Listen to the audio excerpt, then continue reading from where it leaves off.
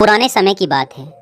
एक महिला जब भी अपने परिवार के लिए खाना बनाती तो वह एक बड़ी रोटी अलग से बना लेती और उसे अपने घर के बाहर वाली खिड़की पर रख देती ताकि कोई ज़रूरतमंद या भूखा व्यक्ति उसे खाकर अपनी भूख शांत कर सके। एक बूढ़ा फकीर रोज दोपहर को उस घर के बाहर से गुजरता और उस रोटी को खिड़की से उठा लेता और रोटी लेकर यह कहता हुआ आगे बढ़ जाता कि आप जो बुरा करते हैं वह आपके साथ रहता है, आप जो अच्छा करते हैं वह आपके पास वापस आता है। यह सिलसिला काफ़ी लंबे समय तक चलता रहा।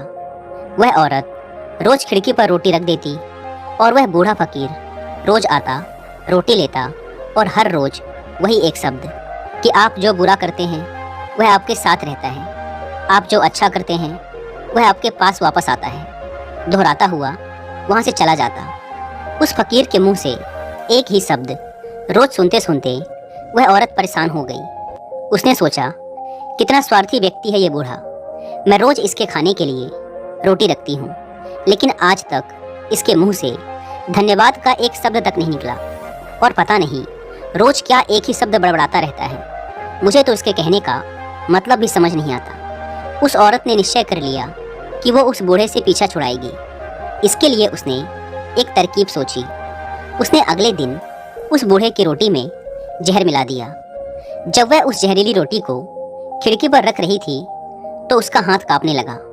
उसने सोचा, मैं यह क्या कर रही हूँ, यह तो पाप है। उसने उस रोटी को उठाकर चूल्हे में फेंक दिया। रोटी जलकर राख हो गई। उसने बूढ़े के लिए दूसरी रोटी बनाई और उसे खिड़की पर रख दिया।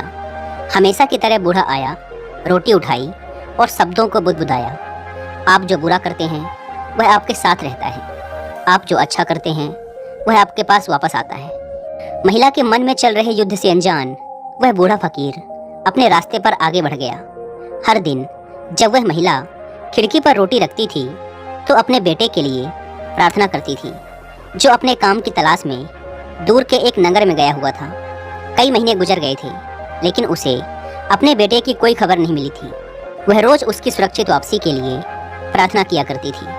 उस शाम उसके दरवाजे पर दस्तक हुई। जैसे ही उसने दरवाज़ा खोला, वह अपने बेटे को दरवाजे पर खड़ा देखकर हैरान रह गई। वह बहुत ही दुबला पतला हो गया था। उसके कपड़े बुरी तरह से फटे हुए थे। वह भूखा और कमज़ोर लग रहा था।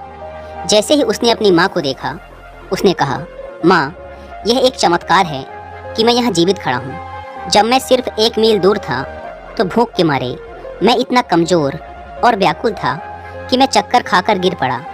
मेरे अंदर एक कदम चलने की भी हिम्मत नहीं थी। मैं मर जाता। लेकिन तभी एक बूढ़ा फकीर वहाँ से गुजरा।